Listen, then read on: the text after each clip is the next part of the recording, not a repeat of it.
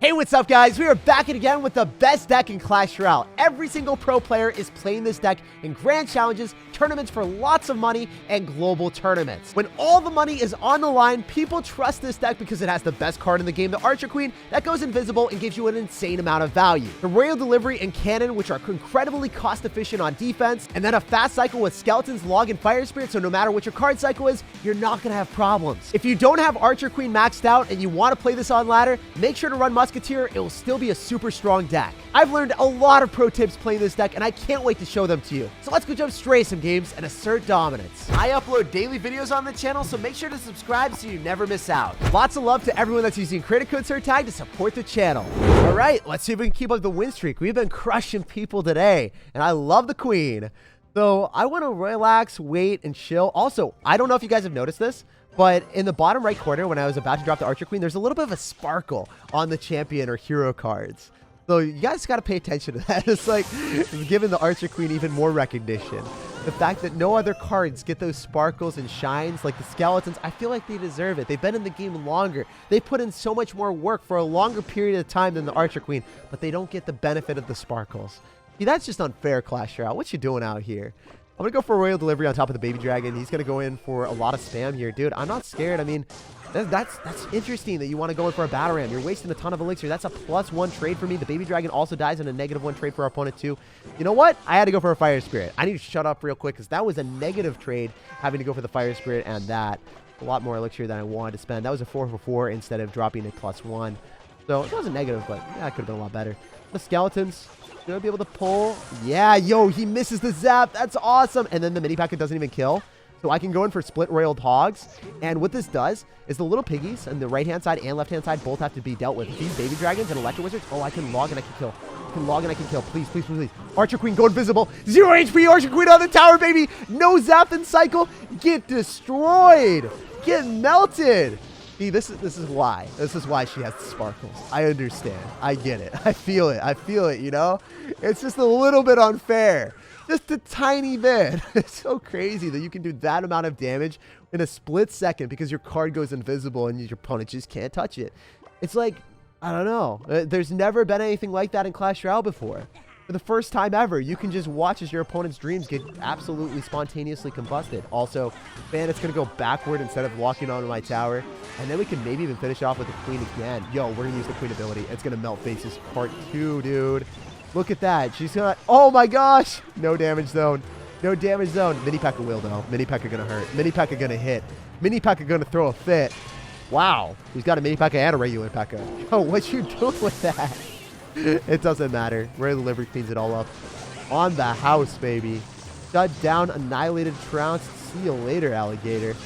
I think this is one of those situations you just look at the game and you realize that when you've got Earthquake and Log, you didn't even need to get damage on the tower besides spell cycling. Like, it's a shame that it's the way that it works, but it'd be how it be.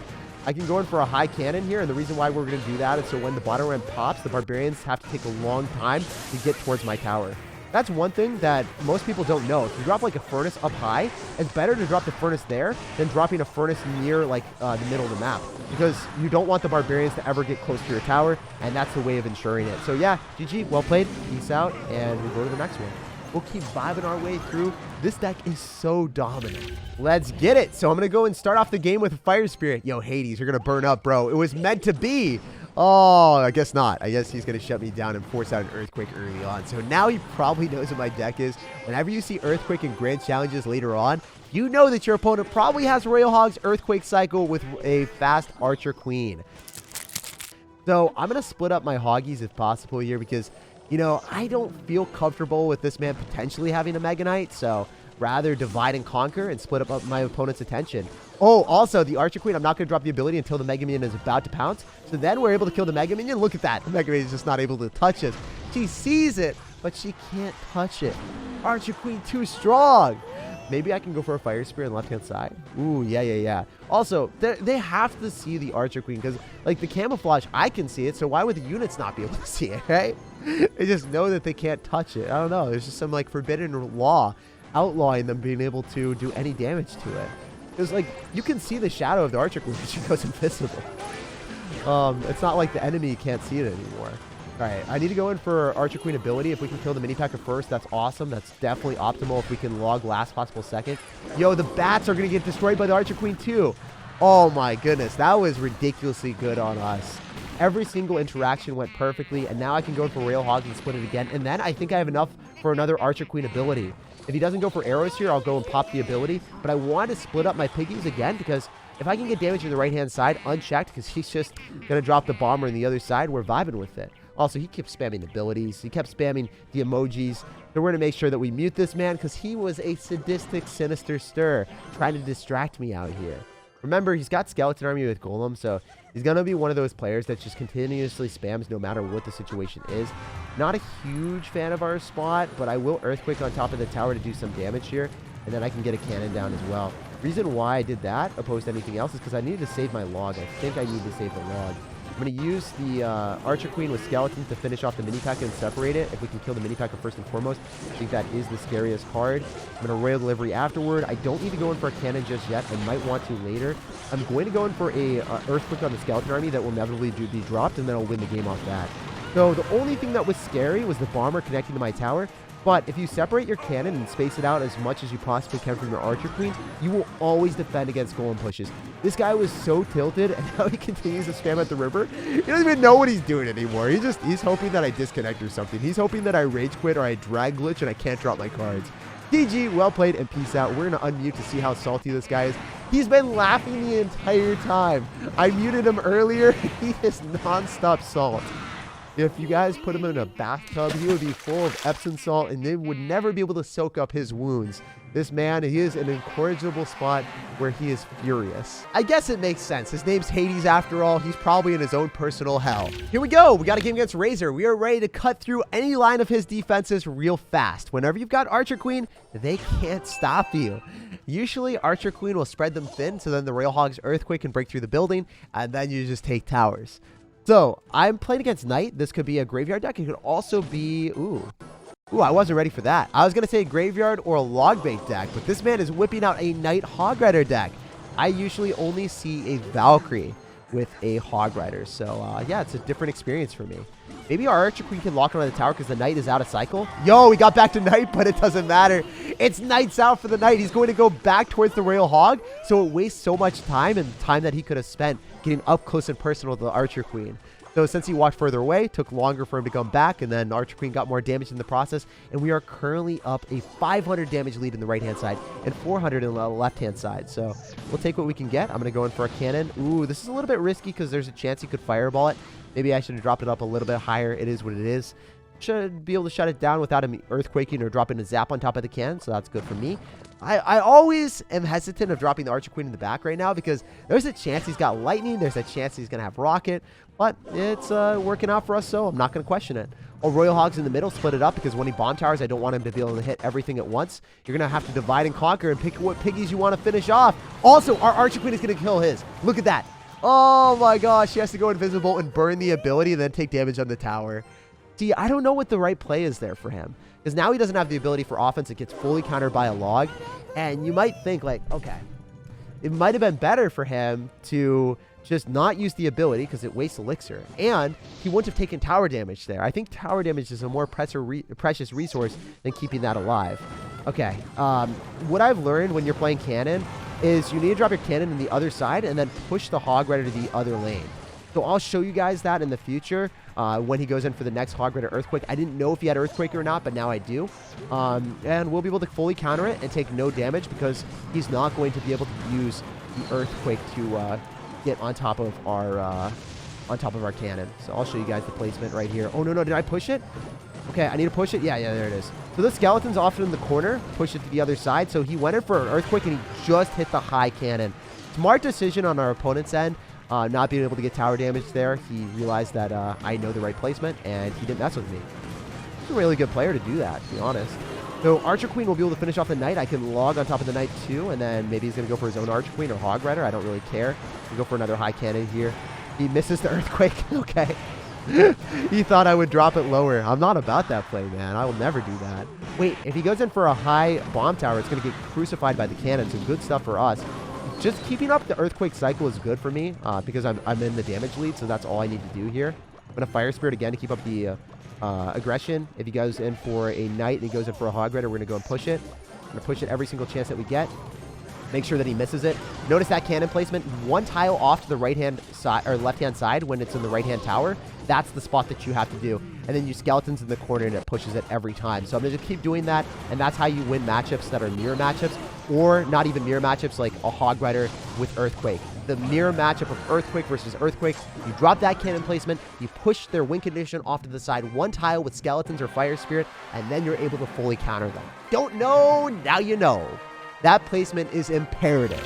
Here we go. We are ready to wreck some people today with the best deck in Clash Royale. Yes, I think this is the best deck. If you play this correctly and you have Archer Queen, you are going to pop off no matter the situation. I did say that you can run Musketeer instead of Archer Queen. That is a pretty decent specific card combination with Musketeer beating out the Fireball, so then your Royal Hogs can get value. So there are some benefits of it, but overall, I mean, if you can go invisible, why would you not do that? It's a little bit unfair. Our Archer Queen is going to pop off and finishes off, and then it's going to lock onto the tower. And that's the main reason that you always want to fight with an Archer Queen on your opponent's side of the map, because 99% of the time, they're not going to click the ability, and when you do, you're going to get a lot of value. Forcing out Tornado, finishing off his Archer Queen, and then getting 700 damage, we take those trades. I'm going to Fire Spirit, and I'm going to vigorously cycle back to my Archer Queen or go in for the Royal Hogs. Depending on what the situation is, I can also Earthquake cycle after I get a lot of damage with the deck.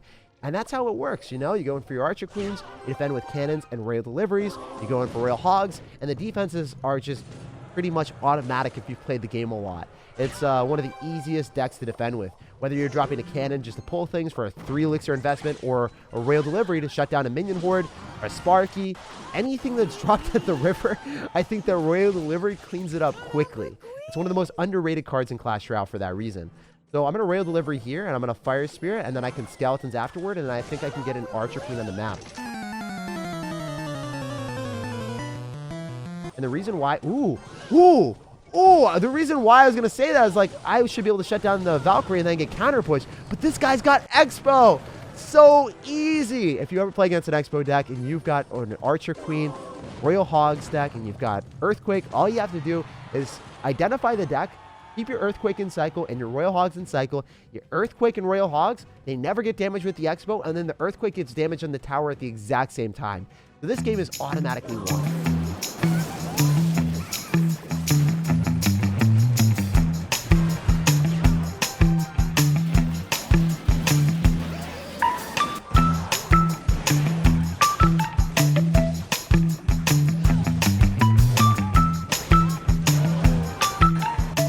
And it was actually just way too easy. All right, we got a game against someone with Mini P.E.K.K.A in their clan name. Are you actually going to be running the card, or are you going to swerve me and run something completely different? Fire Spirit might be able to connect on top of both of the Zappies too. Yes, sir. That's beautiful. I'm going to Earthquake for some more chip damage. I don't want to cycle anything into Royal Recruits and a Goblin Cage, because whenever you see Zappies, it's going to be one of two things. It's going to be a Graveyard Freeze deck with Skeleton King, or it's going to be the Royal Hogs, Royal Recruits deck that we've played against a million times. So I'm going to hit him up with the log because it's able to bounce back all this stuff and then make sure that we can keep our units alive a little bit longer. Ooh, yes, sir. Look at the Archer Queen. Finishing off the Fly Machine too, maybe? If that happens, I would be on next level dominance train. That's beautiful. Archer Queen, when she goes invisible, your opponent's units go invisible too. They get vanished in a second. It's insane how valuable that card can be. You can sub it out for Musketeer, as I've said a million times, but it just doesn't replace the power.